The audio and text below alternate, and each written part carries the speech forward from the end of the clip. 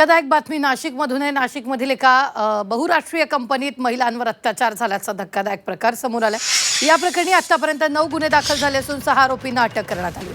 कंपनीत महिलांवर लैंगिक आणि मानसिक अत्याचार केल्याचं समोर आले। दरम्यान पीडित महिलांकडून धार्मिक भावना दुखावल्याचा आरोप करण्यात आला।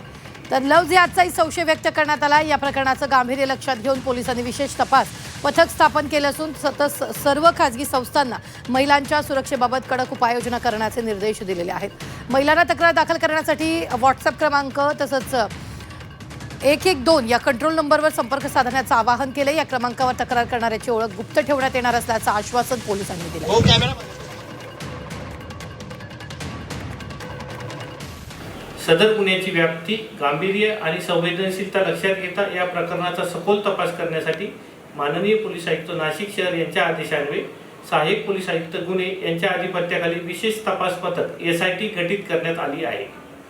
यापुढे अशा प्रकारच्या घटना घडू नयेत यासाठी सर्व खासगी आस्थापनांनी आपल्या कार्यस्थळी महिलांच्या सुरक्षिततेसंदर्भात आवश्यक ती खबरदारी आणि प्रतिबंधात्मक उपाययोजना कराव्यात। मागील 8 दिवसापूर्वी ऑलरेडी हेच आरोपी होते। मुंबई नाका पोलीस स्टेशन इथे एक फिर्याद दाखल करण्यात आलेली होती। फिर्याद अशी होती का मुंबई नाका इथे TCS ग्रुप कंपनी आहे, तिथे आरोपी आणि फिर्यादी हे एकाच ठिकाणी कामाला होते।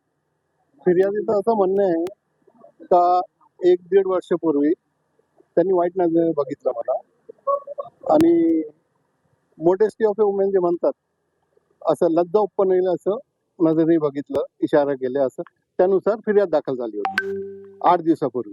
त्या फिर्यादमध्ये अटक करून आरोपींना मेहरबान कोर्टात हजर केलं होतं। त्यामध्ये त्यांना जवळपास 6 दिवस PC भेटली होती। तर PC भेटल्यानंतर आता पुन्हा त्यांना दुसऱ्या गुन्ह्यात ट्रान्सफर करण्यात आलेले। माझे माहितीप्रमाणे आता आरोपी विरुद्ध जवळपास 7 ते 8 गुन्हा दाखल आहे। त्यापैकी एक गुन्हा आज होता।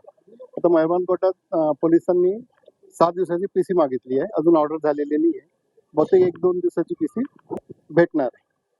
फक्त जे 8 फिर्याद आहे, प्रत्येक फिर्यादमध्ये नियर अबाउट सेमच फिर्याद आहे। वाईट नजरेने बघितलं, मी साडी नेसून आली तर सांगितलं आज लई भारी दिसते तू, ऑप्शन लँग्वेज यूज केलेली आहे। आपण असं म्हणाले की धार्मिक रंग वगैरे किंवा करताना पण नेमकं काय होतं? नाही, आता पोलिसने जे रिझन ऑफ PC मागितली त्यापैकी एक रिझन असं होतं का धार्मिक तेढ निर्माण होईल अशी शक्यता आहे।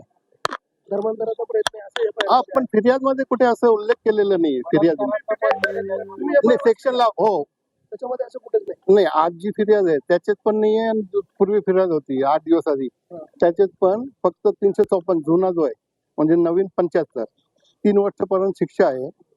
त्या रेपचं किंवा मोबाईल मध्ये क्लिपिंग किंवा काय व्हिडिओ शूटिंग केली असे आरोप नाही। ते सर्व